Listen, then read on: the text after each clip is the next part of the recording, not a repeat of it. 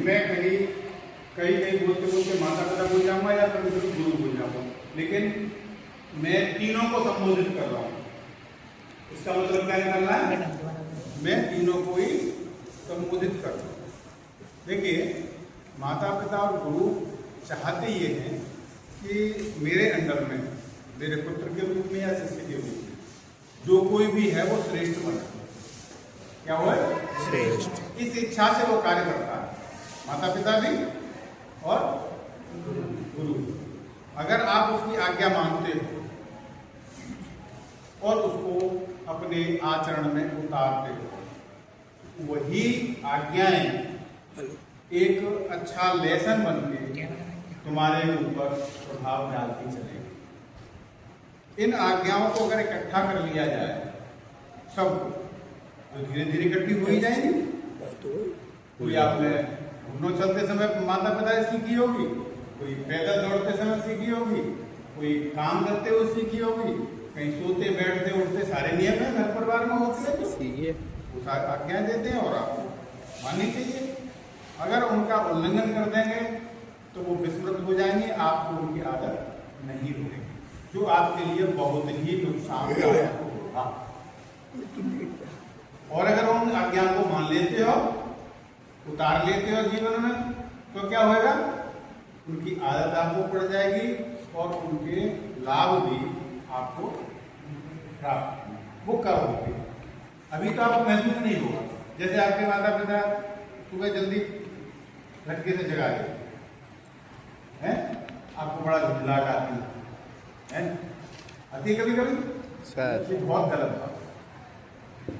भाई साहब मेरी बात पर ध्यान दो। झुंझलाहट आती है, कभी कभी उठ भी जाता है, हो जाता है ना? ये बहुत गलत बात है आपके जीवन में, गुरु के साथ भी और माता पिता के बहुत गलत। इसलिए हमें कभी माता पिता की आज्ञा का उल्लंघन नहीं करना। इनके लाभ आपको जब मिलेंगे जब आप पढ़ाई का जीवन समाप्त करने के बाद और उनके निर्देशों से मुक्त हो जाएंगे। यदि पढ़ाई के बाद गुरु के निर्देशन से मुक्त हो जाएंगे, फिर आपको कुछ पकड़ने नहीं जाएगा। और अगर आप 24-25 वर्ष के हो गए तो माता पिता के बंधन से भी मुक्ति होना पड़ता है सबको, वो संसार का नियम है। सब अपने अपनी नौकरी में, धंधे, व्यवसाय में जाते हैं, तब आपको उनके गुण मालूम पड़ेंगे। किसके?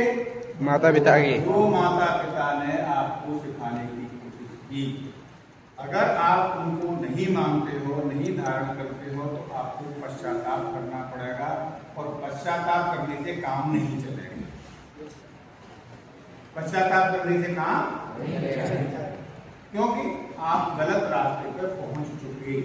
अब वो समय वापस नहीं आना, न कक्षा 9 वापस आनी है, न कक्षा 6 वापस आनी है, और न घर में माता पिता की पिटाई कुटाई या समझाना या प्यार करना कुछ भी वापस नहीं आना। फिर आप अधूरे ही जीवन को काटना पड़ेगा। वो कष्टकारक होगा, वो कष्टकारक होगा। जैसे कोई संयमित व्यक्ति, संयमित व्यक्ति वही हो सकता है जो माता पिता गुरु की आज्ञा का पालन करेगा। तो संयम तो हो ही ना, समय से जगेगा, समय से खाएगा, ऐसे नहाएगा, ऐसे खाएगा, ऐसे विद्यालय आएगा, ऐसे विद्यालय में बैठेगा, सारी चीजें पालन करेगा। तो जब वो संयमित हो जाएगा, संयमित व्यक्ति जब अपने जीवन में पदार्पण करता है, तो वहां उसको बहुत लाभ मिलेगा। कितने?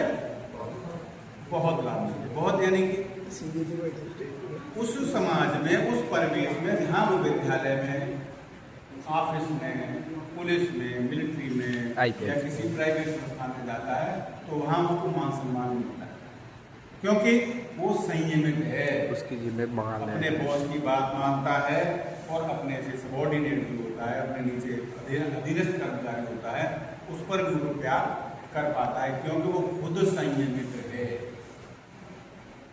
और संयमित व्यक्ति समय से पहुंचेगा, संयम का यही मतलब होता है। और समय से कब पहुंचेगा? जब समय से जगेगा। वो जगने की आदत है नहीं, माता पिता डाली नहीं। अगर उनकी बात मानी तभी पढ़ेगी, वैसे नहीं पढ़ेगी, पढ़ जाएगी, वैसे नहीं। हाई स्कूल में हमने एक निबंध पढ़ा था, तो उसमें है कि प्रारंभ में कर्तव्य और सत्यता नाम है। तो उसमें है प्रारंभ में कर्तव्य दंड के भय से होता है। क्या होता है? ये उसमें पंक्ति है।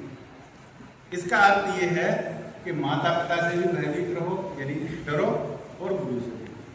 प्रारंभ में कर्तव्य दंड के भय से होगा और धीरे धीरे फिर उसकी आदत पड़ जाएगी, और फिर आदत पढ़ते पढ़ते जब आप 24-25 वर्ष के इन तीनों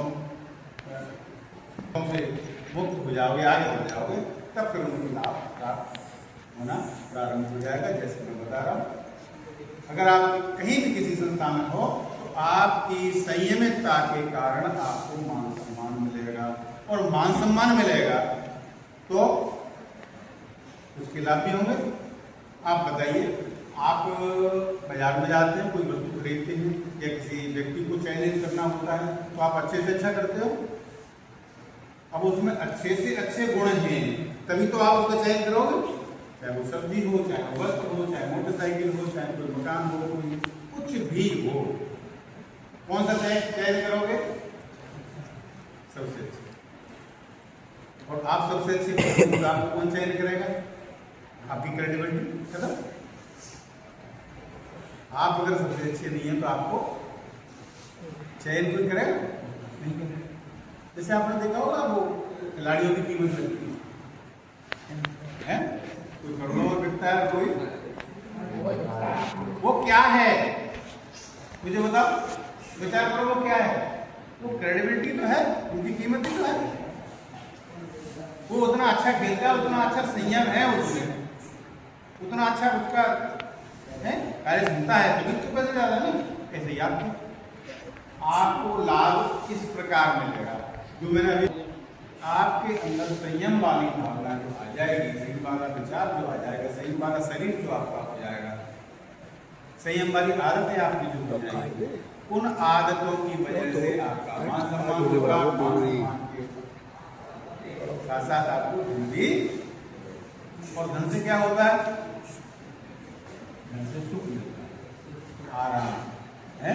आपके पास जो भी साधन आप इतना देना चाहते हैं वो आप ले पाएंगे। लेकिन आपकी शुरुआत, इस बात की शुरुआत कहाँ से करनी पड़ेगी? आज से। आप ये महसूस करो, भले ही बताओगे तो नहीं, कि आप अपने माता पिता से, गुरु से कभी रुष्ट हुए? कभी नहीं। ऐसा होता नहीं है और हो नहीं सकता है, लेकिन आप नहीं बता रहे हो। बात होता नहीं है, हो नहीं सकता है। संभवतः एक आध तो ऐसा हो, जैसे मैं खड़ा हूं, मैंने कभी भी माता पिता और गुरु से कोई भी अवज्ञा नहीं की, कोई उनकी अवज्ञा का पालन नहीं किया हो, ऐसा नहीं, कभी भी शंका नहीं कर। और उसी का परिणाम है कि आज मैं रिटायर होने के बाद भी पढ़ाने की इच्छा होती है, और मैं आपके पास आ जाता हूँ। जल्दी कई बार आते हैं, क्यों आता हूँ? कारण यही है कि मेरे कुछ बच्चों को बताने का जो मैंने पाया है वो आपको नहीं। ठीक है?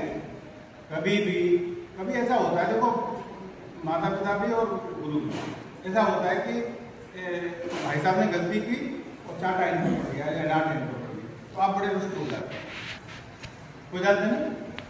ये विद्यालय मास्टर होता है, मैं अध्यापक रहा हूँ, मुझे जानकारी, और आपने नाराजगी जता दी, सर मेरी गलती नहीं थी और आपने मेरे ऊपर आपका डांट दिया या इस तरह का किया या वो किया, तो ये कहना ये आपकी गलती है, ये मानना आपकी किसकी? जो गलती से पिटा है या गलती से जिसने डांट खाई उसकी गलती,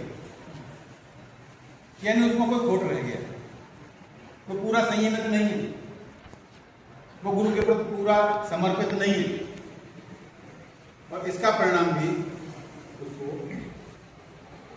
मिलेगा। परिणाम भी मिले। ठीक है ना?